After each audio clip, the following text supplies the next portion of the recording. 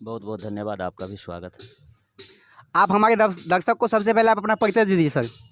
मैं वीरेंद्र कुमार यादव, बासोपट्टी प्रखंड पूर्व प्रमुख, खजौली 33 विधानसभा से समाजवादी जनता दल डेमोक्रेटिक से उम्मीदवार हूँ जी। अच्छा, तो आप इस बार समाजवादी जनता डेमोक्रेटिक से उम्मीदवार हैं, यानी कि उपेंद्र कुशवाहा की अगुवाई की जो गठबंधन है उनसे। जी जी जी। तो सर आपका जो ये चुनाव लड़ रहे हैं, दैट मीन्स ये कि खजौली विधानसभा में परिवर्तन की ज़रूरत है।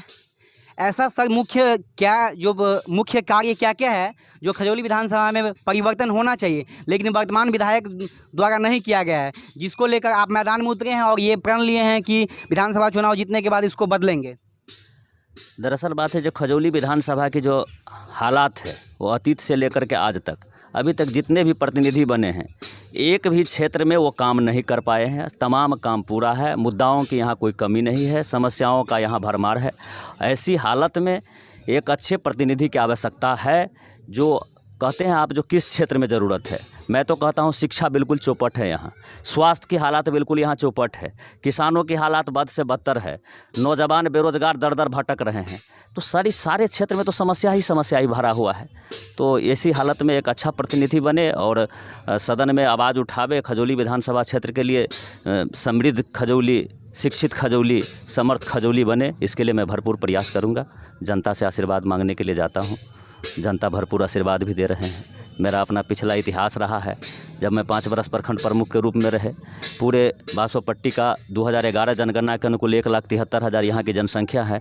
1,73,000 जनसंख्या में कोई भी लोग हो, किसी जाति धर्म के लोग हो, किसी भी वर्ग के लोग हो, गरीब हो, अमीर हो, बच्चा हो, नौजवान हो, महिला हो, बूढ़ा हो, कोई भी आदमी है, किसी को ये शिकायत नहीं है कि 5 वर्ष तक प्रखंड प्रमुख रहे थे तो उसमें हमको मान सम्मान की कमी हुई। सारे लोगों को लगा कि प्रखंड प्रमुख मैं ही हूँ, और ये भी कोई शिकायत कहीं से नहीं है कि किसी से मैंने 5 रुपया ठग लिया हो।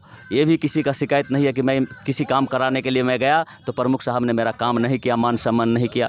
तो मैं तो जनता को विश्वास दिलाता हूँ कि जिस तरह से वीरेंद्र यादव को प्रमुख बनने के बाद लगा कि मैं खुद ही तमाम लोगों को, जितने मेरे क्षेत्र का आवाम था, उन तमाम लोगों को लगा कि मैं ही प्रखंड प्रमुख हूँ। मैं उनको विश्वास दिलाना चाहता हूँ कि अगर विधायक भी आप अपने वोट से बनाते हैं तो एक सच्चे सपूत की तरह मैं आपको दिखा दूंगा कि विधायक एक एक खजौली विधानसभा क्षेत्र के आवाम है, यहाँ के जनता है, यहाँ के मतदाता है। यही मेरा काम है, यही चीज़ मैं करके दिखा। अच्छा, यहाँ पे जो है सो पूर्व विधायक भी रहे हैं, वर्तमान विधायक रहे हैं, और आप यहाँ पे फिर आपका जो ये संघर्ष है वो किन से दिख रहा है आपको? दरअसल हालात जो है, खजौली के जो मतदाता मालिक हैं, ये चुनाव के 6 महीना साल भर पूर्व से ही अपना मन बना चुके हैं। इन लोगों की हालात देख करके, पूर्व के विधायक जी भी रहे हों, वर्तमान में जो भी विधायक जी हैं चाहे वो रहे हो, उन दोनों से लोग बिल्कुल आहत हैं, बिल्कुल त्रस्त हैं। एक आदमी को सुनने के लिए तैयार नहीं है। आज 10 दिन पहले बहुत सारे उम्मीदवार कह रहे हैं कि मैं भी खड़ा हूँ, मैं भी खड़ा हूँ, बड़ा ज़ोर शोर लगा रहे हैं, पूंजीवाद जातिवाद की नारा लगा करके लोगों को फिर से भटकाने का प्रयास कर रहे हैं।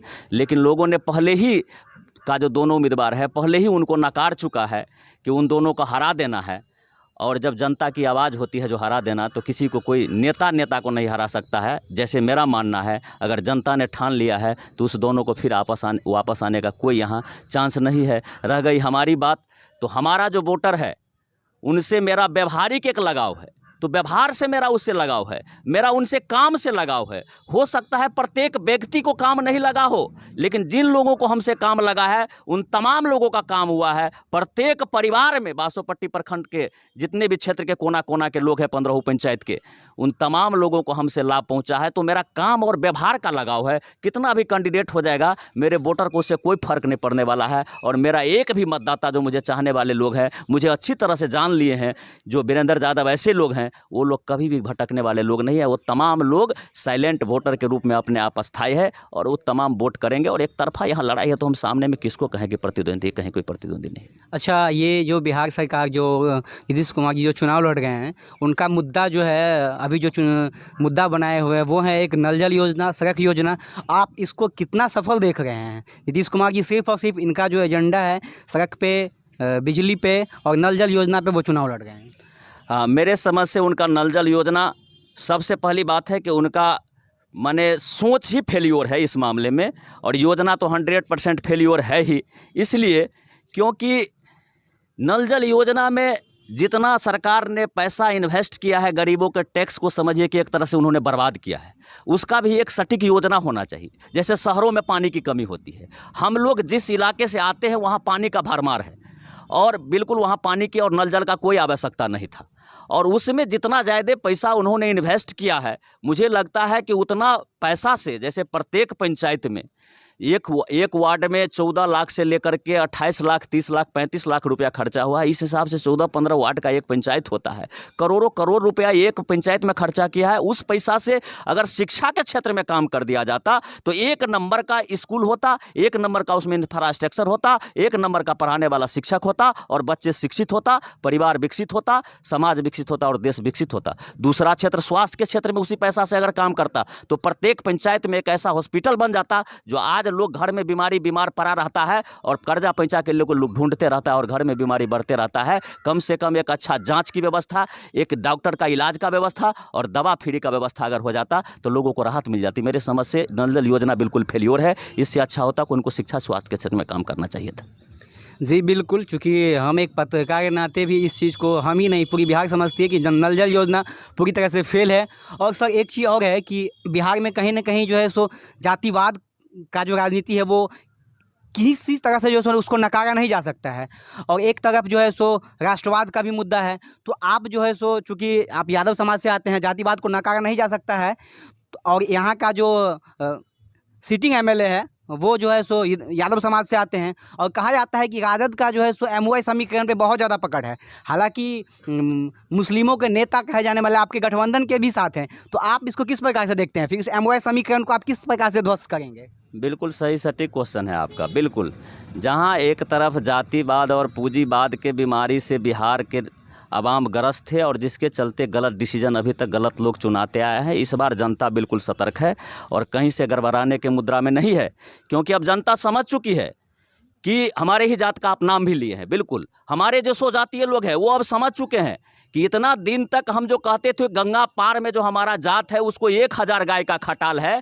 और बिल्कुल टेढ़ होकर के बोलता था, एकदम गर्व से बोलता था कि हमारे जात का गंगा उस पार, यहाँ से 200 किलोमीटर दूर उसको 1000 गाय का खटाल है, इस पर वो घमंड करता था। लेकिन आज वो समझ चुका है कि नहीं, 1000 गाय का खटाल उसको होने से फायदा नहीं होगा। हमारे बच्चा को पिलाने के लिए 1 गिलास गाय का दूध या भैंस का दूध है कि नहीं है, जिसमें हम हल्दी दे करके पिला देंगे कम से कम 1 गिलास, तो उसको सर्दी खांसी नहीं होगा। जिस चीज़ का अभी हल्ला है कोरोना का, उसका डर नहीं रहेगा। अब लोग 1 गिलास दूध की अहमियत अपने बच्चों के लिए समझना शुरू कर दिया है, न कि लालू यादव के बेटा के लिए। उसका 1000 का गाय का खटाल, इस पर घमंड करना लोगों ने छोड़ दिया है, क्योंकि लोग समझ गए हैं कि उस 1000 गाय के खटाल में मेरा 500 या 5 हिस्सा नहीं है। उस गाय के खटाल का दीवार का जो प्लास्टर है उसको भी नहीं छूने देगा किसी भी यादव को, नहीं जाने का वहाँ एंट्री है। लोग अब समझना शुरू कर दिया है कि गंगा पार के यादव के लिए हम अपने भाई को जो बूथ पर मारते थे, कपार फोड़ते थे, मेरा सहोदर भाई अपना जात है, न कि गंगा पार वाला मेरा जात हो सकता है। और आपसी सौहार्दपूर्ण है और लोग इस जातिवाद से उबरना चाहते हैं, क्योंकि लोगों ने बहुत दिन भोग चुका है कि पहले लोगों का कहावत था कि सड़लो है तो अपने जात को दे दीजिए।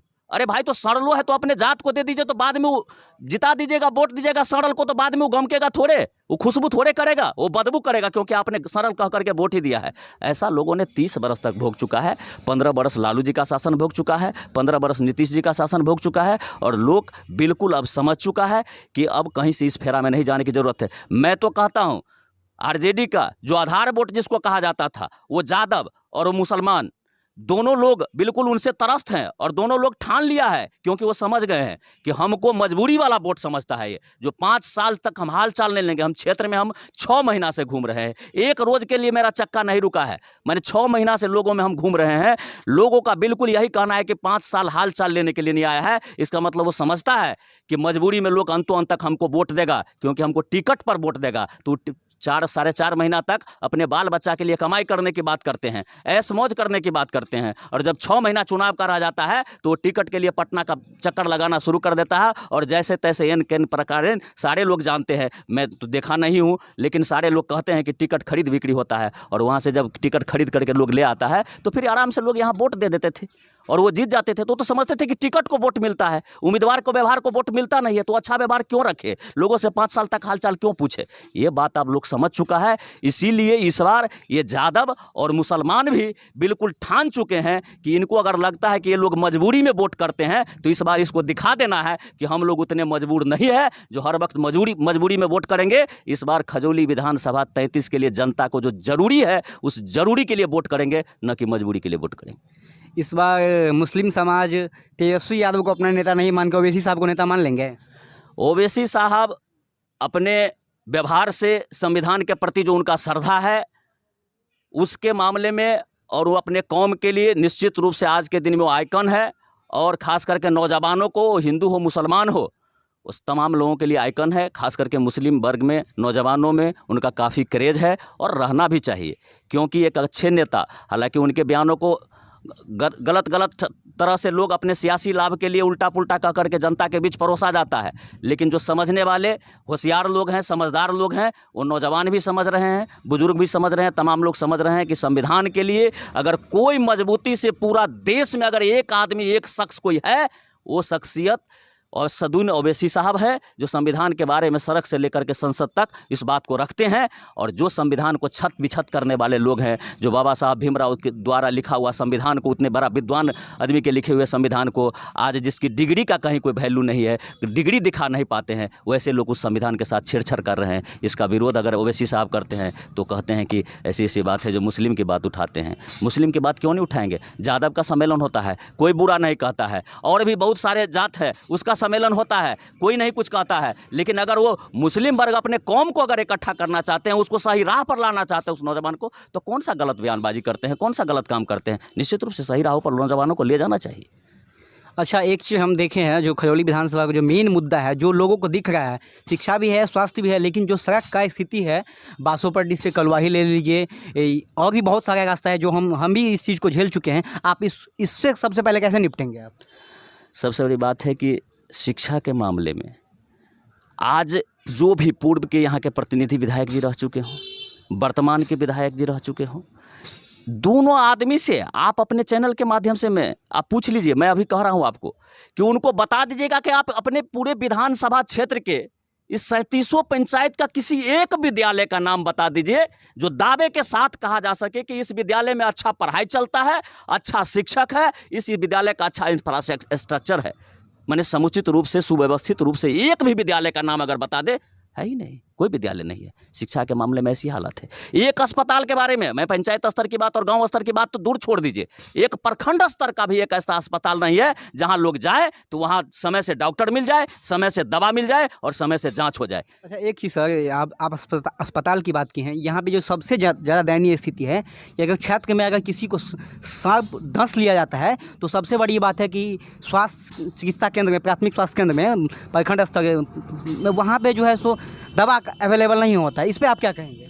बहुत बुरी हालात है। मैं आपको बता दूं कि आज के दिन में पीएचसी, प्रखंड स्तर के अस्पताल की भी जो हालात है, अगर आप वहां जाइएगा अस्पताल में तो वहां कुत्ता मिलेगा, डॉक्टर नहीं मिलेगा, लेकिन कुत्ता काटने का दवा नहीं मिलेगा। ये लोगों का रोना है, ये स्थिति अस्पताल की है आज के दिन में।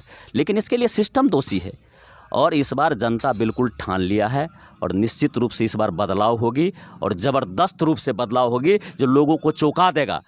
ये विधानसभा क्षेत्र की ही बात नहीं है, खजौली विधानसभा के रिजल्ट के बारे में तो लोग जान रहे हैं, चाहे वो पूर्व साइड के खजौली के लोग हों, जयनगर के लोग हों, और बासोपट्टी के लोग तो जान ही रहे हैं। वो तो जान रहे हैं जो हम जहाँ वोट करेंगे वो आवाम ने तय कर लिया है जो हमको कहाँ वोट करना है। वो हवा पानी देने से कुछ नहीं होने वाला है। जनता को काम चाहिए, जनता को व्यवहार चाहिए, और वो व्यवहार बासोपट्टी पूर्व प्रखंड प्रमुख वीरेंद्र यादव से भरपूर मिला है। मैंने कहीं अपने आप को कमी नहीं छोड़ा है। अगर कुछ कमी, मैं तो कहता रहता हूँ कि मुझे बोलिए, मुझ में भी कुछ कमी निकालिए, जिससे कि मैं उस अपने कमी को दूर कर सकूं। क्योंकि कबीर साहब कहते हैं कि निंदक नियरे राखिया आंगन कुटी छवाए, बिन पानी साबुन बिना निर्मल करे सुहाए। मैं तो कहता हूं कि मुझ में अगर कोई कमी फिर भी है तो मुझे वो कमी बताइए, मैं उस कमी को दूर करने के लिए है। इसीलिए खजौली विधानसभा क्षेत्र से लेकर के पूरे बिहार का चुनाव इस बार चौंकाने वाला होगा, और निश्चित रूप से जहाँ जनता ने सत्ता, और पहली बार ऐसा हुआ है जब न सत्ता से कोई मोह रह गया है और न विपक्ष से कोई लगाव रह गया है। पहली बार सत्ता और विपक्ष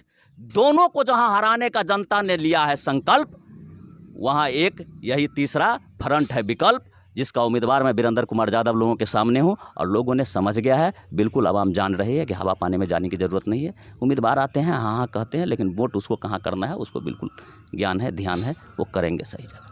अच्छा, इस बार जो हम देख रहे हैं, जहाँ तहाँ जनप्रतिनिधि जा रहा है, जो वर्तमान जनप्रतिनिधि है उसको खदेड़ के भगाया जा रहा है, क्योंकि इस बार तो ना तो जातिवाद का मुद्दा दिख रहा है, हालांकि नेता लोग बनाने की कोशिश कर रहा है, और न ही राष्ट्रवाद का हवा दिया जा रहा है, न वो चल रहा है। आपको ये कैसा लग रहा है? ये कहीं ना कहीं बिहार के लिए एक अच्छा लग रहा है? मैं आपको बता दूं,